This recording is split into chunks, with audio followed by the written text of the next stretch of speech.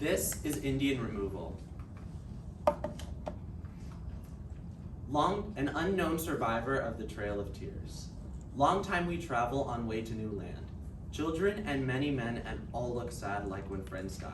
But they say nothing and just put heads down and keep on go towards west. Manifest Destiny is often thought of as a well-supported and fruitful endeavor for territorial expansion.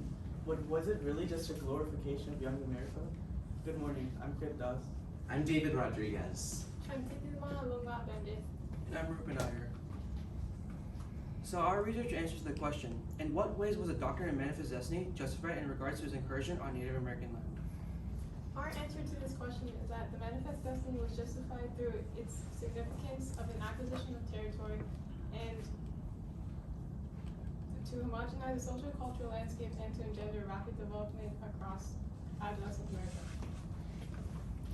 One of the underlying principles behind European imperialism prior to their arrival on the North American continent was Friedrich Nietzsche's concept of social Darwinism, which applied the biological theory of evolution into a societal context. This subsequently led to the theory of white man's burden, where Europeans in their glorified societies believed that they had the moral obligation to civilize inferior cultures, which were seen as savages. As demonstrated by this visual on the left, the statue of William Penn was placed in City Hall in the 19th century, and they gazed upon the sheer scale and detail of the statue. Authority figures in Philadelphia consolidated their power through glorifying the position of the white colonizer amongst the indigenous tribes. In the developing landscape of 19th century America, countless views have been uncovered of what was seen as the perfect utopia to mold America into. As you can see in this picture, everyone in the historically ideal community is white, none being Native American. This displays how the idea of an American utopia was not consistent with who they saw as uncivilized savages at the time. Such utopian views included Jeffersonian ideals of a prevalent agrarian society and also Jackson's insistence on expanding and homogenizing America, all having the commonality of moving America forward without Native Americans. The U.S. government advocated for its valiant settlers to defeat the savages to capture their land. Thus, they could make way for those who are able to exploit the God-given resources that the land yields. This quote by John Huber reveals that, this quote by John Huber reveals that God.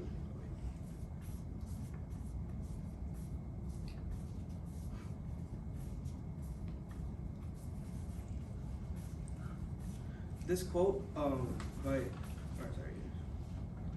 This connects back to the fundamental ethics that were used to justify invasion on Native American land, as it reveals the inferior thinking that the American government equipped about the Native Americans, as well as the religious appeal that the American government equipped as they justified their imprudent and impulsive acts against the Native Americans. Additionally, this resource-use map of the North American continent clearly highlights the numerous resources and raw materials that could be extracted from the American West, including gold, fish, and forest products such as timber. This detailed map is connected back to the idea of ethics that were used by the American government as they conquered the land of the natives, as it clearly elucidates the number of natural resources that could be extracted from the American West as the American government continued to civilize the lands of the West. These maps show the United States before and after the Mexican-American War. One can note the expansion of territory along the Southwest. This was because politicians at the time forced unfair and unrepresented treaties on Native American tribes, and they framed this as an act of freeing Texas of its savages. This was a popular idea at the time, and it was necessary to be politically successful. This painting by John Gass, titled American Progress, elicits the idea of how God would continue to remain philanthropic as American future and destiny was shaped for the prosperity of the government and its people. The reassurance that this angel illuminates acts as sufficient religious justification for the American government as it continued to conquer the lands of the natives. The bridge between church and state was necessary in light of religious conflict back in Europe, such as the targeting of Huguenots and the overall need for a Protestant ideological haven. They needed the power, and who held the land held the power. It was most convenient to simply see it as inevitable. The evident unison between executive decision and faith goes beyond, however. The choice of the name Columbia for the angelic figure is derived from Christopher Columbus, whose voyages involved a central religious component as stipulated by sponsorship from Catholic monarchs. Southern politicians after the Mexican-American War quickly realized that territory expansion almost always led to the expansion of slavery. With the Missouri Compromise, any state below the Missouri Compromise line was guaranteed to be a slave state. Southern politicians capitalized on this opportunity to justify Indian removal as an act of expanding and protecting slavery. This was also important because the indigenous territory contained arable land, which was important in antebellum America. Arable land was gold in 19th century America. The possession of large amounts of this type of land by Native Americans encouraged and expedited white settlers to develop the idea that Native Americans weren't using this land to its full potential.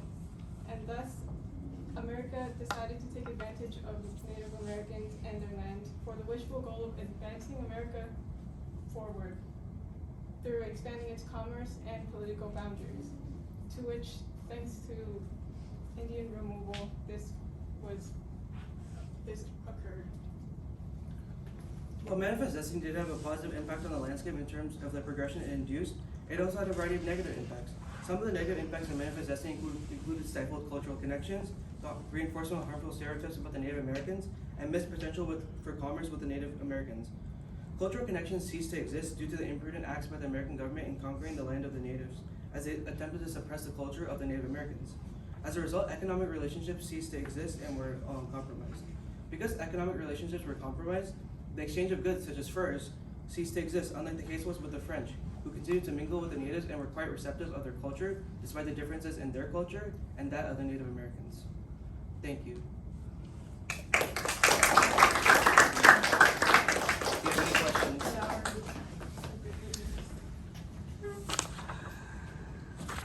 All right, Kurt, we'll start with you and then go across. Kurt, if you'd had a fifth member of your team, what contribution could they make that would add to this project? I think an important contribution would be discussing the environmental justifications for Indian removal.